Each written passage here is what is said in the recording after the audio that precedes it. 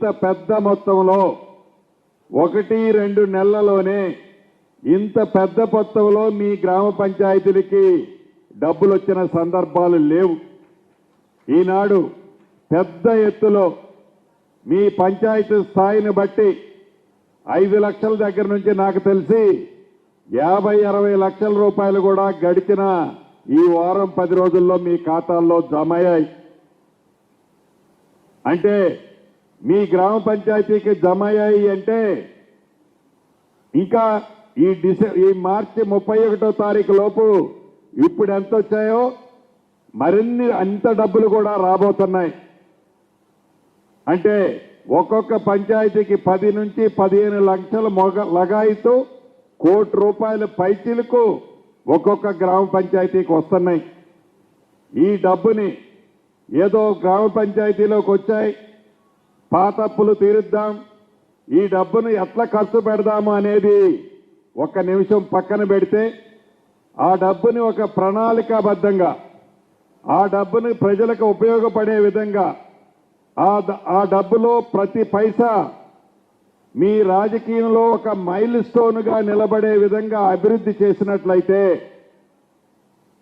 తప్పకుండా మీరు ఆశించిన మీ గుర్తింపు మీ గ్రామాలు మీ డివిజన్లలో ఉంటాయి. దాన్ని దృష్టిలో పెట్టుకొని డబ్బుని మన సొంత డబ్బుని ఎలానైతే సద్వినియోగం చేస్తామో దుర్వినియోగం కాకుండా ఆ డబ్బుకి కాపలాగా మనం ఉంటామో ప్రజాప్రతినిధులుగా ప్రజల దీవెనలతో ఉన్న మనందరం ఆ డబ్బుకి కాపలాదారులుగా ఉండి ప్రజలకి మంచి జరిగే విధంగా చట్ట పరిధిలో చట్టంలో ఉన్న అంశాలకు అనుగుణంగా ఆ డబ్బుని సద్వినియోగం చేయాలని మనస్ఫూర్తిగా ముఖ్యంగా నా సర్పంచుల్ని ఈ వేదిక ద్వారా అభ్యర్థిస్తున్నాను.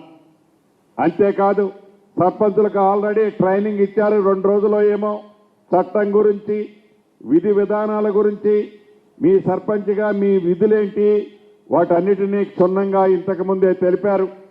దాంతోపాటు అదనంగా ఈ ప్రభుత్వం యొక్క ఆలోచన ఈ ప్రభుత్వం చేపట్టే అభివృద్ధి సంక్షేమ కార్యక్రమాలు మీ ప్రాంతాల్లో ఎలా చేస్తున్నారు, ఎలా చేయాలని ఈ ప్రభుత్వం యొక్క ఆలోచన ఉందో మీ అందరికీ ఇప్పటికే అర్థమై ఉంటుంది. సంక్షేమ కార్యక్రమాలు ఇచ్చే దాంట్లో కూడా గౌరవ ముఖ్యమంత్రి రేవంత్ రెడ్డి గారి నాయకత్వంలోని ఈ ప్రజా ప్రభుత్వం నిరంతరము ప్రజలకి మంచి చేసే దాంట్లో ప్రజలకు సంక్షేమ కార్యక్రమాలు ఇచ్చే దాంట్లో పేదవాడికి పూర్తి భద్రత భరోసా ఇచ్చే దాంట్లో ఈ ప్రభుత్వం యొక్క ఆలోచన మీకు ఇప్పటికే స్పష్టంగా అర్థమై ఉంటుంది.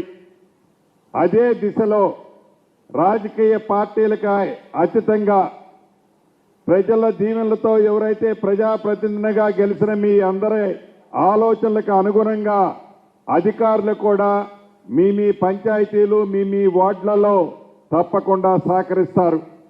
ఎన్నికల వరకే రాజకీయాలు, ఎన్నికల తర్వాత ప్రతి ఒక్క గెలిచిన ప్రజాప్రతినిధి ప్రజలకు సేవకుడే.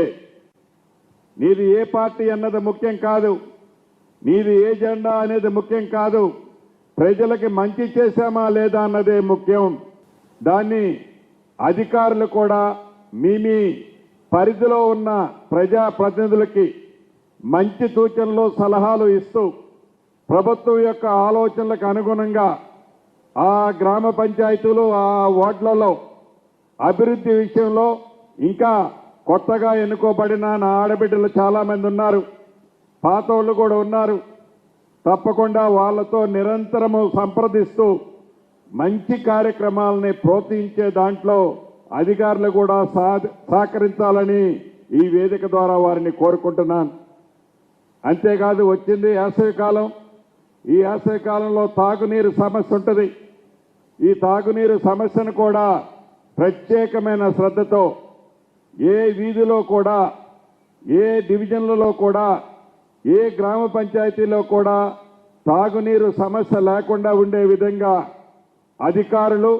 అధికారులతో పాటు కొత్తగా ఎన్నిక కాబడిన ప్రజాప్రతినిధుల సహకారంతో ఇటువంటి ఇబ్బంది ఎక్కడా రాకుండా ఉండే విధంగా అధికారులు వారికి సూచనలు మంచి సలహాలు ఇవ్వాలని కూడా కోరుతున్నాను. గౌరవ జిల్లా కలెక్టర్ గారిని కూడా ఆదేశిస్తున్నాను. ఏదైతే గ్రామ పంచాయతీలకి డబ్బు చాలా ఎక్కువగా వచ్చిందో ఆ డబ్బుని ప్రాపర్గా సద్వినియోగం అయ్యే విధంగా ఒక స్పెషల్ టీమును కూడా పెట్టి గతంలో టీము సరిపోకపోతే వర్క్ని బైఫర్కేషన్ చేసుకొని ఆ గ్రామ సర్పంచులకు కూడా వారికి పూర్తి అవగాహన లేకపోతే అవగాహన కల్పించి ఆ సొమ్ముని ఆ పేదవాళ్ళకి మంచి జరిగే కార్యక్రమాలకు ఉపయోగించే విధంగా చర్యలు కూడా చేపట్టాలని కలెక్టర్ గారిని కోరుకుంటున్నాను.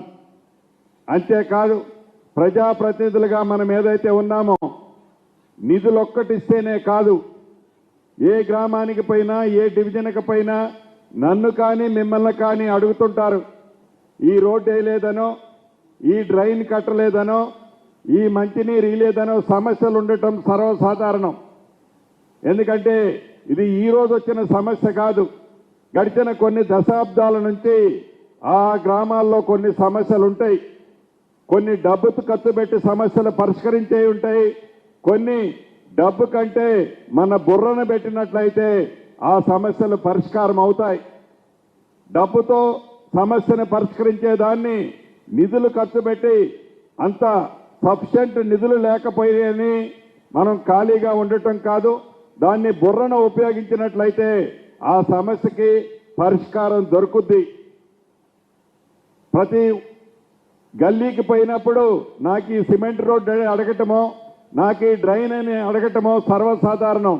అవి అవసరమే, వారు అడిగేది తప్పు కాదు, నిజం కూడా.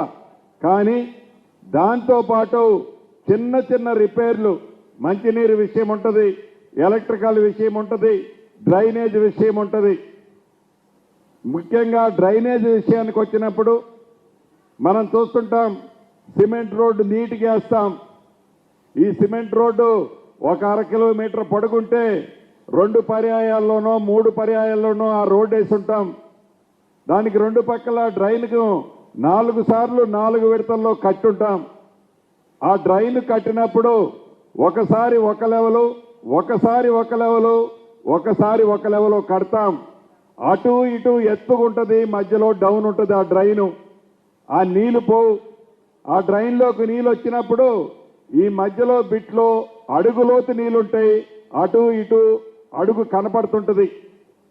ఈ అడుగులోతు నీళ్ళున్న దగ్గర మురుగు వాసనతో అక్కడుండే ఇళ్లకి చాలా ఇబ్బంది ఉంటుంది. దీనికి కారణం కేవలం అధికారుల నిర్లక్ష్యం, అక్కడ పనిచేసే కాంట్రాక్టర్ మీద అక్కడుండే ప్రజాప్రతినిధులు శ్రద్ధ చూపకపోవటం. అటువంటి పరిస్థితులు రాకుండా ఉండే విధంగా ఏ డబ్బైతే మనం ఖర్చు పెడుతున్నామో, ఏ డబ్బైతే ప్రజలకు సద్వినియోగం కావటం కోసం, మీ గ్రామాల్లో మంచి పేరు సంపాదించడం కోసం మీరు తాతాలాడి పని చేస్తున్నారో, ఇటువంటి చిన్న చిన్న పొరపాట్లు జరగకుండా చూసుకుంటే తప్పకుండా మీకు, ఈ ప్రభుత్వానికి, అక్కడ పనిచేసే అధికారులకి మంచి పేరు వస్తుందని కూడా ఈ వేదిక ద్వారా నా ప్రజాప్రతినిధులందరినీ కోరుకుంటున్నాను.